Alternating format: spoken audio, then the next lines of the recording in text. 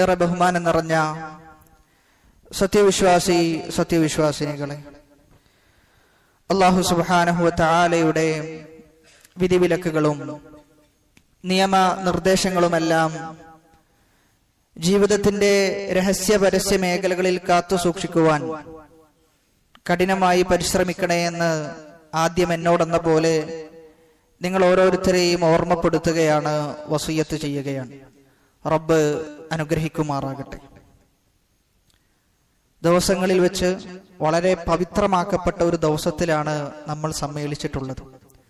അതുകൊണ്ട് തന്നെ ശ്രദ്ധാപൂർവം ഉറങ്ങാതെ ഉണർച്ചയിൽ തന്നെ ഇരിക്കണമെന്നാണ് ആമുഖമായി എല്ലാവരോടും ഓർമ്മപ്പെടുത്താനുള്ളത്. ഖുതുബയുടെ പ്രാധാന്യത്തെ ഇല്ലാതാക്കുകയും അതിന്റെ ഗൗരവത്തെ നഷ്ടപ്പെടുത്തുകയുമാണ് ഉറങ്ങുന്ന ആളുകൾ ചെയ്യുന്നത് എന്നാണ് ആമുഖമായി വളരെ ഗൗരവത്തിൽ ഉണർത്താനുള്ളത്. അല്ലാഹു സുബ്ഹാനഹു വ തആലയെ സ്മരിക്കുക എന്നത് വളരെയേറെ പുണ്യമുള്ള ഒരു കാര്യമാണ്. വിശുദ്ധ ഖുർആനിൽ അല്ലാഹു സുബ്ഹാനഹു വ തആല മുഅ്മിനീങ്ങളെ അഭിസംബോധനം ചെയ്തുകൊണ്ട് പറയുന്നത്, യാ അയ്യുഹല്ലദീന ആമനു, ഓ സത്യവിശ്വാസികളെ, ഉദ്കുറുല്ലാഹ ദിക്റൻ കസീറാ, നിങ്ങൾ അല്ലാഹുവിനെ ധാരാളമായി സ്മരിക്കേണ്ടതുണ്ട് എന്നാണ്. കുറച്ച് സ്മരിക്കണം എന്നല്ല വിശുദ്ധ ഖുർആനിന്റെ കൽപ്പന, മറിച്ച് ധാരാളമായി നിങ്ങൾ അല്ലാഹുവിനെ സ്മരിക്കണം എന്നാണ്. നിങ്ങളുടെ ജീവിതത്തിലെ 24 മണിക്കൂർ നിങ്ങൾക്ക് ലഭിക്കുമ്പോൾ നിങ്ങൾ ആരെയെല്ലാം ഓർക്കുന്നുണ്ടോ, ആരെയെല്ലാം സ്മരിക്കുന്നുണ്ടോ, അവിടെയെല്ലാം ഏറ്റവും കൂടുതൽ നിഴലിച്ചു നിൽക്കേണ്ടത്, ഏറ്റവും കൂടുതൽ ഓർക്കേണ്ടത് അല്ലാഹുവിനെയും അല്ലാഹുവിന്റെ റസൂലിനെയും ഇനി ഒരു ലോകം വരാനുണ്ട് എന്ന ചിന്തയുമാണ് ഒരു മുഅ്മിനിന് ഏറ്റവും കൂടുതൽ ഉണ്ടാകേണ്ടത് എന്നാണ് ആയത്തിന്റെ വിവക്ഷ. അതുകൊണ്ട് അല്ലാഹുവിനെ സ്മരിച്ചുകൊണ്ടായിരിക്കണം നമ്മുടെ ജീവിതത്തിലെ ഓരോ ഘട്ടങ്ങളും കടന്നു പോകേണ്ടത് എന്നാണ് പറഞ്ഞതിന്റെ ചുരുക്കം. അല്ലാഹുവിനെ സ്മരിക്കുക എന്ന് പറയുമ്പോൾ പല രൂപത്തിൽ അല്ലാഹുവിനെ നമുക്ക് സ്മരിക്കാൻ സാധിക്കും. വിശുദ്ധ ഖുർആനിന്റെ പാരായണത്തിലൂടെ അല്ലാഹുവിനെ സ്മരിക്കാം, നമസ്കാരത്തിലൂടെ അല്ലാഹുവിനെ സ്മരിക്കാം. മറ്റുള്ള ദിക്റുകൾ എന്താണോ റസൂലുള്ളാഹി സ്വല്ലല്ലാഹു അലൈഹി വസല്ലമ പഠിപ്പിച്ചതായ ദിക്റുകൾ, അത് കൃത്യമായി ചൊല്ലിക്കൊണ്ട് അല്ലാഹുവിനെ സ്മരിക്കാൻ നമുക്ക് സാധിക്കും. അവിടെ നമ്മൾ തിരിച്ചറിയേണ്ടത്, പലപ്പോഴും പല ആളുകളും മനസമാധാനമില്ല, കുടുസതയാണ്, വീട്ടിലേക്ക് എത്തിയാൽ പ്രയാസമാണ്, എപ്പോഴും പ്രശ്നങ്ങളാണ്. ഒരു മനസമാധാനത്തോടുകൂടി സന്തോഷത്തോടുകൂടി മനസ്സിന് ഒരു കുളിർമ ലഭിച്ചിട്ട്, മനസ്സിനൊരു ആശ്വാസം ലഭിച്ചിട്ട് എത്രയോ കാലമായി എന്നിങ്ങനെയൊക്കെ വേവലാതികൾ പറയുന്ന ആളുകൾ എമ്പാടുമുണ്ട്. എന്തിനേറെ എത്രയെത്ര കൗൺസിലിംഗ് കേസുകളാണ് ദിവസവും മുസ്ലിം ഉമ്മത്തിൽ നിന്ന് പോലും ഉണ്ടാകുന്നത്. അത് തെറ്റാണ് എന്നല്ല പറഞ്ഞു വന്നതിന്റെ ചുരുക്കം. പക്ഷേ അല്ലാഹുവിനെ സ്മരിക്കുന്നിടത്ത് നമുക്ക് വളരെ വലിയ വീഴ്ച സംഭവിച്ചിട്ടുണ്ട് എന്നതാണ് ചുരുക്കം. വിശുദ്ധ ഖുർആൻ പറയുന്നത്, അലാ അറിയണേ, ബിദിക്രില്ലാഹി തത്മഇന്നുൽ ഖുലൂബ്, നിങ്ങളുടെ ഹൃദയത്തിന് ശാന്തി ലഭിക്കുക, നിങ്ങളുടെ ഹൃദയത്തിന് സമാധാനം ലഭിക്കുക, നിങ്ങളുടെ ഹൃദയത്തിലേക്ക് കാരുണ്യവും അല്ലാഹുവിന്റെ അനുഗ്രഹവും വന്നു ചേരുക. അത് അല്ലാഹുവിനെ സ്മരിക്കുന്നതിലൂടെയാണ്, അത് അല്ലാഹുവിനെ ഓർക്കുന്നതിലൂടെയാണ്, അത് അല്ലാഹുവിനെ ചിന്തിക്കുന്നതിലൂടെയാണ് എന്നാണ് നമ്മൾ തിരിച്ചറിയേണ്ടത്. അതുകൊണ്ട് തന്നെ എപ്പോഴെങ്കിലും ജീവിതത്തിന്റെ ഏതെങ്കിലും ഒരു ഘട്ടത്തിൽ, ഏതെങ്കിലും ഒരു സാഹചര്യത്തിൽ, എന്തെങ്കിലും ഒരു ബുദ്ധിമുട്ട്, എന്തെങ്കിലും ഒരു പ്രയാസം, എന്തെങ്കിലും ഒരു കുടുസത വരുമ്പോൾ മാറിയിരുന്ന് ഒറ്റക്കിരുന്നു കൊണ്ട് അല്ലാഹുവിനെ ഒന്ന് സ്മരിച്ചു നോക്കിയാൽ നമുക്ക് മനസ്സിലാകും എത്ര വലിയ ശാന്തിയാണ് വിശുദ്ധ ഖുർആനും അല്ലാഹുവിന്റെ വചനങ്ങളും നമുക്ക് നേടിത്തരിക എന്ന് നമുക്ക് ബോധ്യപ്പെടും എന്നുള്ളതാണ്. അതുകൊണ്ട് യാ അയ്യുഹല്ലദീന ആമനു, ഓ സത്യവിശ്വാസികളെ, ഉദ്കുറുല്ലാഹ ദിക്റൻ കസീറ, നിങ്ങൾ അല്ലാഹുവിനെ ധാരാളമായി സ്മരിക്കേണ്ടതുണ്ട് എന്ന കൽപ്പന ജീവിതത്തോട് ചേർത്ത് വെക്കാൻ, ജീവിച്ച് കാണിക്കുവാൻ നമുക്ക് സാധിക്കേണ്ടതുണ്ട്. അങ്ങനെ ഒരുപാട് ദിക്റുകൾ റസൂലുള്ളാഹി സ്വല്ലല്ലാഹു അലൈഹി വസല്ലമ നമുക്ക് പഠിപ്പിച്ചു തന്നിട്ടുണ്ട്. ആ ദിക്റുകളിൽ വളരെയേറെ പ്രാധാന്യം അർഹിക്കുന്ന, ഒരുപാട് ശ്രേഷ്ഠതകൾ പറയപ്പെട്ട ഒരു ദിക്റാണ് ലാ ഹൗല വലാ ഖുവത ഇല്ലാ ബില്ലാഹ് എന്ന ദിക്ർ. എല്ലാ കാര്യങ്ങളും അല്ലാഹുവിലേക്ക് ഏൽപ്പിക്കുകയും എല്ലാ സഹായങ്ങളും അല്ലാഹുവിൽ നിന്ന് പ്രതീക്ഷിക്കുകയും ജീവിതത്തിൽ എന്തൊക്കെ ഉണ്ടായാലും അതെല്ലാം അല്ലാഹുവിന്റെ തീരുമാനത്തിൽ നിന്നുണ്ടായതാണ് എന്ന് മനസ്സിലാക്കുകയും മനസ്സിലാക്കുകയും അങ്ങനെ എല്ലാം അള്ളാഹുവിലേക്ക് ഏൽപ്പിക്കുന്ന വളരെ ശുദ്ധമായ തൗഹീദിന്റെ ആശയങ്ങൾ ജനങ്ങൾക്ക് പഠിപ്പിച്ചു നൽകുന്ന ദിക്റാണ് ലാ ഹൗല വലാ ഖുവത ഇല്ലാ ബില്ലാ എന്ന ദിക്ർ. അത് നിരന്തരമായി നമ്മൾ ചൊല്ലിക്കൊണ്ടേയിരിക്കണം എന്നുള്ളതാണ്. റസൂലുള്ളാഹി സ്വല്ലല്ലാഹു അലൈഹി വസല്ലമ തന്റെ സഹാബാക്കളോട് ഓരോ സഹാബിയെ കാണുമ്പോൾ പോലും ഈ ദിക്ർ അവർക്ക് പഠിപ്പിച്ചു കൊടുത്തിരുന്നു എന്നാണ് വ്യത്യസ്തങ്ങളായ ഹദീസിലൂടെ റിപ്പോർട്ട് ചെയ്യപ്പെട്ടു വരുന്നത്. ഒരിക്കൽ റസൂലുള്ളാഹി സ്വല്ലല്ലാഹു അലൈഹി വസല്ലമ അബ്ദുല്ലാഹി ഇബ്നു ഖൈസ് എന്ന സഹാബിയെ കാണാനിടയായി. അബ്ദുല്ലാഹി ഇബ്നു ഖൈസിനോട് പറയുന്നത്, ഖുൽ, ഓ അബ്ദുല്ലാ, നീ പറയണം, ലാ ഹൗല വലാ ഖുവത ഇല്ലാ ബില്ലാ എന്ന ദിക്ർ നീ പറയണം. ഫഇന്നഹാ കൻസും മിൻ കുനൂസിൽ ജന്ന, അത് സ്വർഗ്ഗത്തിന്റെ നിധിയാണ്. സ്വർഗ്ഗത്തിൽ എത്തിക്കഴിഞ്ഞാൽ വലിയ പ്രതിഫലം, വമ്പിച്ച നേട്ടം, വമ്പിച്ച പ്രതിഫലത്തിന്റെ കൂമ്പാരങ്ങൾ ആ ദിക്ർ പറഞ്ഞ ആളുകൾക്ക് കാണാൻ സാധിക്കുമെന്നാണ്.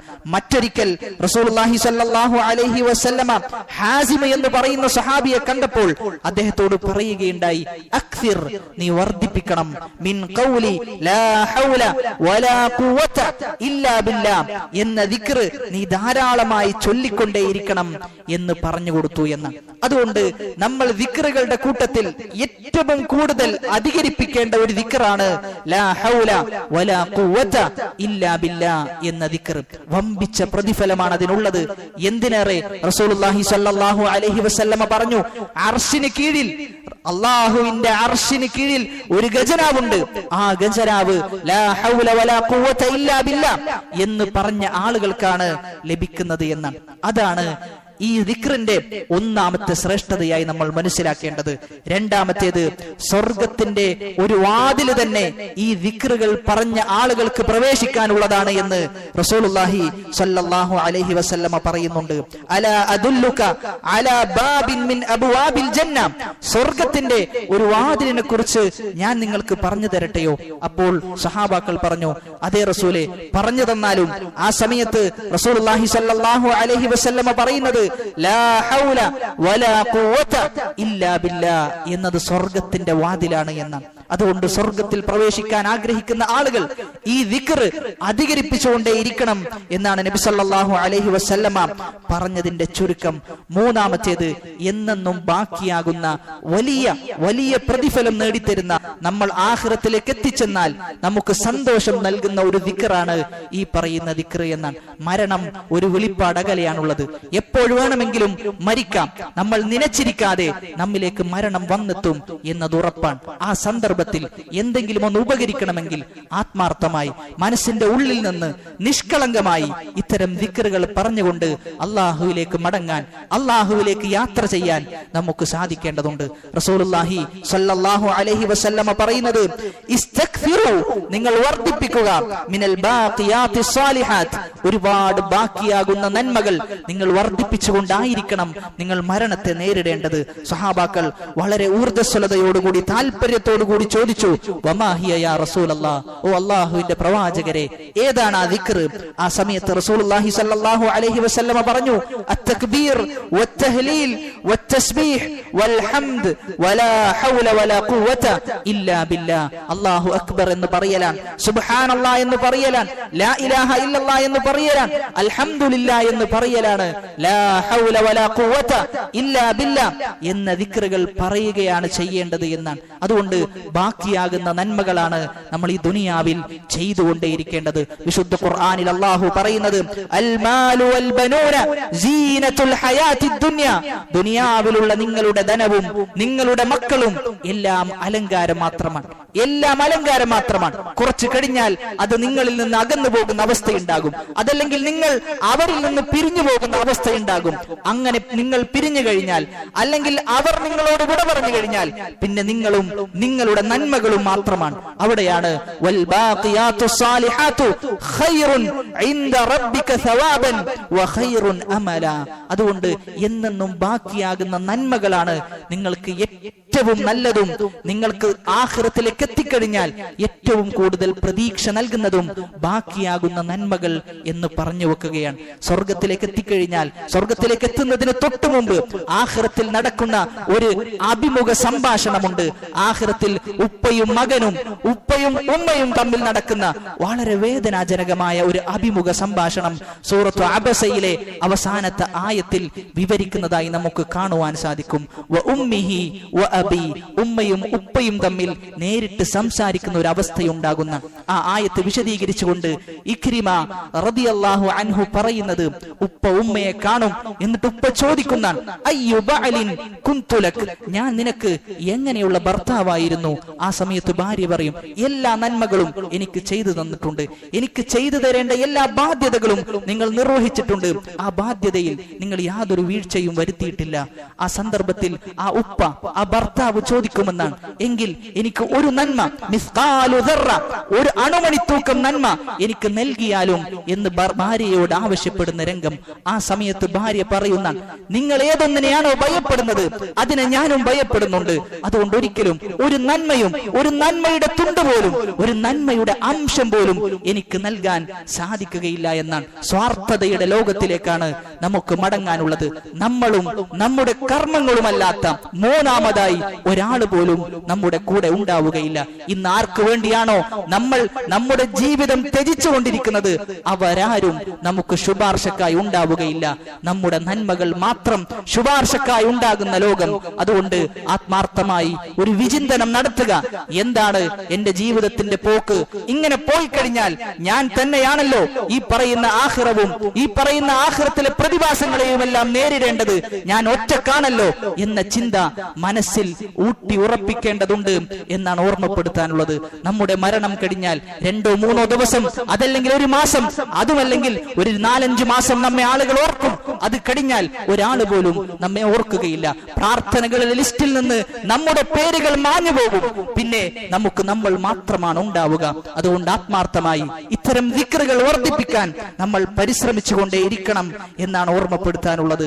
നാലാമതായി ഈ ദിക്റിന്റെ പ്രത്യേകത എന്നത് സ്വർഗത്തിലെ തൈ, സ്വർഗത്തിലെ സസ്യം എന്ന് റസൂലുള്ളാഹി സ്വല്ലല്ലാഹു അലൈഹി വസല്ലമ പഠിപ്പിച്ച ദിക്റാണ്. നബി സല്ലല്ലാഹു അലൈഹി വസല്ലമയോട് അല്ലാഹു സുബ്ഹാനഹു വ തആല പറയുകയാണ്, യാ മുഹമ്മദ്, ഓ പ്രവാചകരെ, ഓ മുഹമ്മദ്, മുർ ഉമ്മതക, നിന്റെ ഉമ്മത്തിനോട് നീ കൽപ്പിക്കണമെന്ന് പറഞ്ഞുകൊണ്ട് അല്ലാഹു റസൂലിനോട് പറയുകയാണ്, അൻ യുക്സിറു മിൻ ഗിറാസിൽ ജന്ന, സ്വർഗ്ഗത്തിലെ സസ്യമായ ദിക്ർ അത് നീ വർദ്ധിപ്പിച്ചുകൊള്ളുക. ഏതാണ് ആ ദിക്ർ എന്ന് സഹാബാക്കൾ റസൂലുള്ളാഹി സ്വല്ലല്ലാഹു അലൈഹി വസല്ലമ ചോദിച്ചപ്പോൾ അല്ലാഹു പറഞ്ഞു, ലാ ഹൗല വലാ ഖുവത ഇല്ലാ ബില്ലാഹ് എന്ന് പറഞ്ഞു എന്നാണ്. അഞ്ചാമതായി ഈ ദിക്റിന്റെ പ്രത്യേകത, ഈ ദിക്ർ ഒരു അടിമ ചൊല്ലിക്കഴിഞ്ഞാൽ അല്ലാഹു സുബ്ഹാനഹു വ തആല പറയുമെന്നാണ്, സദഖ അബ്ദി, എന്നെ എന്റെ അടിമ സത്യപ്പെടുത്തി, എന്റെ അടിമ സത്യസന്ധനാണ് എന്ന് അല്ലാഹു സുബ്ഹാനഹു വ തആല പറയുന്ന.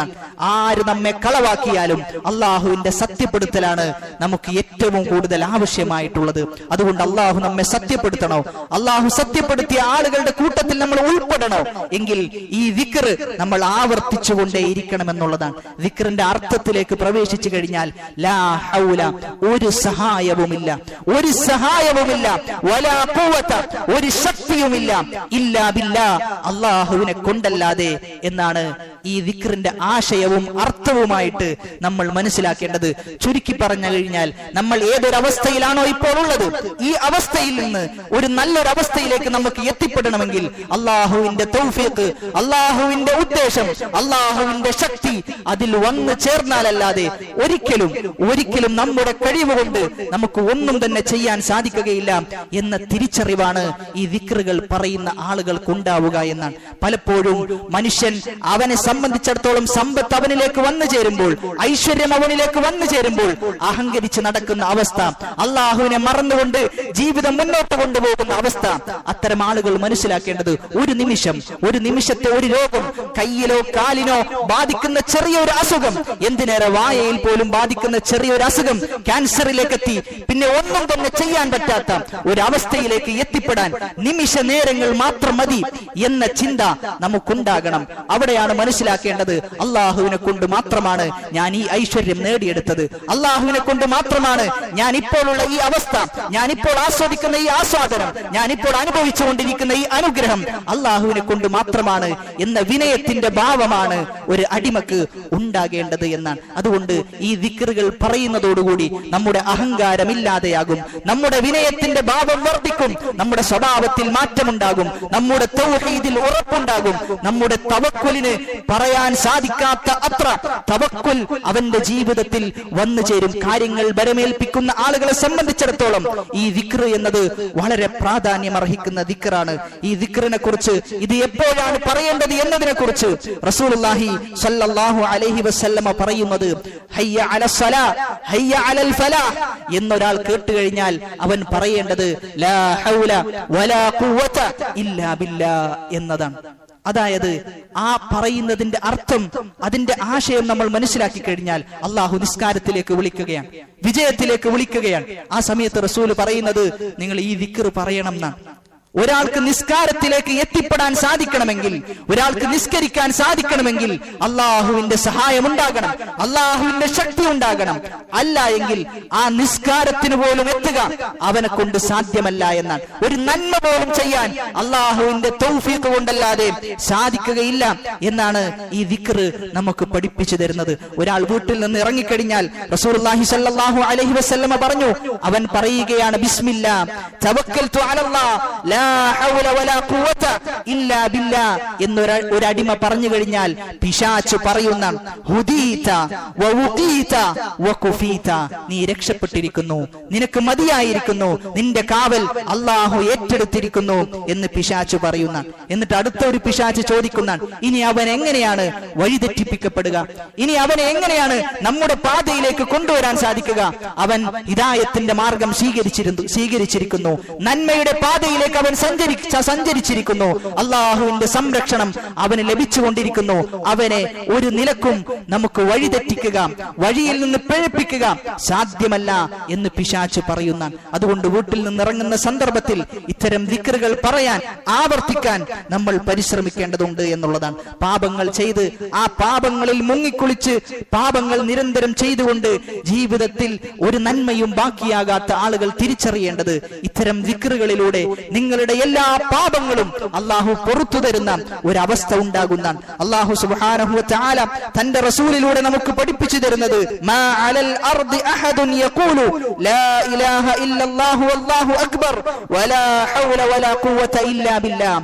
ആരെങ്കിലും ഒരാൾ ലാ ഇലാഹ ഇല്ലല്ലാഹ് വല്ലാഹു അക്ബർ വലാ ഹൗല വലാ ഖുവത ഇല്ലാ ബില്ലാഹ് എന്ന ദിക്ർ ചൊല്ലിക്കഴിഞ്ഞാൽ ഇല്ലാ കുഫിറത് അൻഹു ഖതായാഉ വലൗ കാനത് മിസ്ല ദബദിൽ ബഹർ, കടലിലെ നുരയോളം പാപങ്ങളാണ് അവൻ ചെയ്തതെങ്കിൽ പോലും ഈ ദിക്ർ പറയുന്നതോടുകൂടി അവന്റെ എല്ലാ പാപങ്ങളും അള്ളാഹു പുറത്തു കൊടുക്കും എന്നാണ് പറഞ്ഞു വെക്കുന്നത്. അതുകൊണ്ട് സഹോദരങ്ങളെ, സഹോദരിമാരെ, സമയം നമ്മിലൂടെ വളരെ പെട്ടെന്നാണ് കടന്നുപോയിക്കൊണ്ടിരിക്കുന്നത്. ഇന്നലകൾ എന്ന് പറയുമ്പോൾ നമ്മളൊന്ന് ആലോചിച്ചു നോക്കിക്കഴിഞ്ഞാൽ മിന്നായം പോലെ, നിമിഷ നേരം പോലെയാണ് ഇന്നലകൾ നമ്മിലൂടെ കഴിഞ്ഞുപോയത്. വാർദ്ധക്യത്തിൽ എത്തി നിൽക്കുന്ന ആളുകൾ സ്വന്തം യുവത്വത്തിലേക്കൊന്ന് മടങ്ങി നോക്കിക്കഴിഞ്ഞാൽ എത്ര പെട്ടെന്നാണ് വാർദ്ധക്യത്തിലേക്ക് എത്തി, സ്വന്തം മകളുടെയും മകന്റെയും കല്യാണം കഴിക്കുന്ന പ്രായത്തിലേക്ക് എത്തി എന്ന് പറയുമ്പോൾ വളരെ വേഗതയിലാണ് നമ്മുടെ സമയം സഞ്ചരിച്ചു കൊണ്ടിരിക്കുന്നത്. ആ വേഗതയിൽ സഞ്ചരിക്കുമ്പോൾ നമ്മുടെ നന്മക്ക്, നമ്മുടെ നന്മകൾക്ക്, നമ്മുടെ സ്വാലിഹത്തായ കർമ്മങ്ങൾക്ക് വേഗതയില്ല എങ്കിൽ, അതിന് വേഗത കുറവാണ് എങ്കിൽ മനസ്സിലാക്കേണ്ടത് പരാജയത്തിലേക്കാണ് നമ്മൾ നടന്നു നീങ്ങുന്നത്. ആത്മാർത്ഥമായി ഒന്ന് ആലോചിക്കുക. ഒന്നും തന്നെ ഈ ദുനിയാവിൽ നമുക്ക് നേടാനില്ല. നമ്മെ സംബന്ധിച്ചിടത്തോളം നമ്മുടെ പരമപ്രധാനമായ ലക്ഷ്യം എന്നത് ആഖിറം മാത്രമാണ്. തിൽക്കദ്ദാറുൽ ആഖിറ, ആ ആഖിറമുണ്ടല്ലോ, നജ്അലുഹാ, നമ്മൾ അത് ഒരുക്കി വെച്ചിട്ടുള്ളത് ദുനിയാവിൽ ഫസാദ് ഉദ്ദേശിക്കാത്ത, ദുനിയാവിൽ ഒരു മേൽക്കോയ്മയും ആഗ്രഹിക്കാത്ത മുത്തഖീങ്ങളായ ആളുകൾക്കാണ് ആ ആഖിറം അള്ളാഹു ഒരുക്കി വെച്ചിട്ടുള്ളത് എന്നാണ്. അതുകൊണ്ട് ഇത്തരം ദിക്റുകൾ, ഇത്തരം നന്മകൾ ജീവിതത്തിൽ നമ്മൾ ആവർത്തിച്ച് ചെയ്തുകൊണ്ടേയിരിക്കുന്നതിലൂടെയാണ് ജീവിതം ഏറ്റവും നന്നായി മാറുക എന്ന തിരിച്ചറിവ് നമുക്കുണ്ടാകണം. മുനാഫിഖീങ്ങളെ വിശേഷിപ്പിക്കുന്നിടത്ത് വിശുദ്ധ ഖുർആൻ പറയുന്നത് വലാ യദ്കുറൂനല്ലാഹ ഇല്ലാ ഖലീലാ, അല്ലാഹുവിനെ വളരെ കുറച്ച് മാത്രമാണ് അവർ സ്മരിക്കുന്നത് എന്ന്, അല്ലാഹുവിനെ ഓർക്കുന്നത് വളരെ തുച്ഛം മാത്രമാണ് എന്ന് എന്നാണ് പറയുന്നത്. സഹോദരങ്ങളെ, സഹോദരിമാരെ, ആലോചിച്ചു നോക്കുക, ഞാനും നിങ്ങളും മുനാഫിഖാണോ എന്ന് ആത്മാർത്ഥമായി ആലോചിച്ചു നോക്കുക. സഹാബാക്കളുടെ കൂട്ടത്തിൽ ചില സഹാബാക്കൾ പോയി ഉമർ ഇബ്നുൽ ഖത്താബ് റളിയല്ലാഹു അൻഹു ചോദിക്കുന്നുണ്ട്, അല്ല റസൂൽ മുനാഫിഖുകളുടെ പേര് നിനക്ക് പറഞ്ഞു തന്നിട്ടുണ്ടല്ലോ, അതിൽ എന്റെ പേരുണ്ടോ എന്ന് നീ ഒന്ന് അന്വേഷിച്ചു നോക്കണം എന്ന് പറയുന്നത് ഇസ്ലാമിലെ രണ്ടാമത്തെ ഖലീഫയാണ്, ഇസ്ലാമിലെ രണ്ടാമത്തെ ഭരണാധികാരിയാണ് പോയി ചോദിക്കുന്നത് എന്ന് പറയുമ്പോൾ ഞാനും നിങ്ങളുമൊക്കെ ഏതൊരു നിലയിലാണുള്ളത് എന്ന അവസ്ഥ നമുക്ക് വളരെ കൃത്യമായി ബോധ്യമുള്ള ആളുകളാണ്. അതുകൊണ്ട് പേരുകൊണ്ട് മുസ്ലിമാണ് എന്നത് സത്യമാണ്, സൽക്കർമ്മങ്ങൾ കൊണ്ട് നിസ്കരിക്കുന്നു എന്നത് സത്യമാണ്. അതിലുപരി ആത്മാർത്ഥമായി എത്ര നിസ്കാരങ്ങൾ, ആത്മാർത്ഥമായി എത്ര നോമ്പുകൾ, ആത്മാർത്ഥമായി എത്ര സക്കാത്തുകൾ നമുക്ക് നിർവഹിക്കാൻ സാധിച്ചിട്ടുണ്ട് എന്നാലോചിച്ചു നോക്കുക. ആത്മാർത്ഥതയില്ലാത്ത കർമ്മങ്ങൾ നാളെ അള്ളാഹുവിന്റെ ലോകത്തിലേക്ക് എത്തിക്കഴിഞ്ഞാൽ ഒന്നുപോലും ബാക്കിയാകാത്ത അവസ്ഥയാണ് ഉണ്ടാവുക.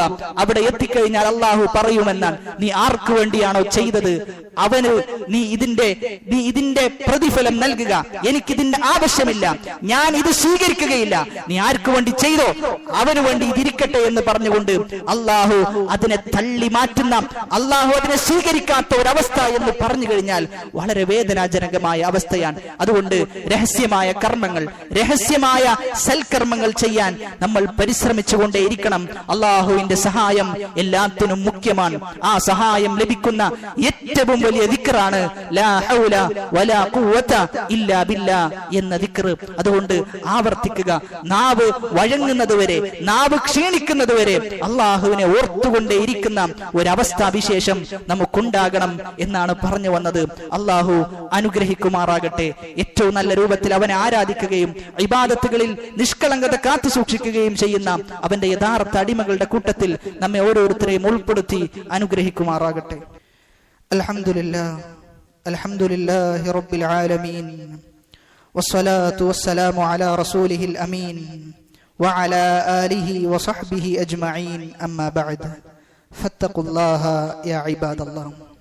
അല്ലാഹു സുബ്ഹാനഹു വ തആലയുടെ വിധിവിലക്കുകളും നിയമനിർദ്ദേശങ്ങളുമെല്ലാം ജീവിതത്തിന്റെ രഹസ്യപരസ്യ മേഖലകളിൽ കാത്തു സൂക്ഷിക്കുവാൻ കഠിനമായി പരിശ്രമിക്കണേ എന്ന് ഒരിക്കൽ കൂടി എന്നോടെന്ന പോലെ നിങ്ങൾ ഓരോരുത്തരെയും ഓർമ്മപ്പെടുത്തുകയാണ്, വസിയ്യത്ത് ചെയ്യുകയാണ്. റബ്ബ് അനുഗ്രഹിക്കുമാറാകട്ടെ.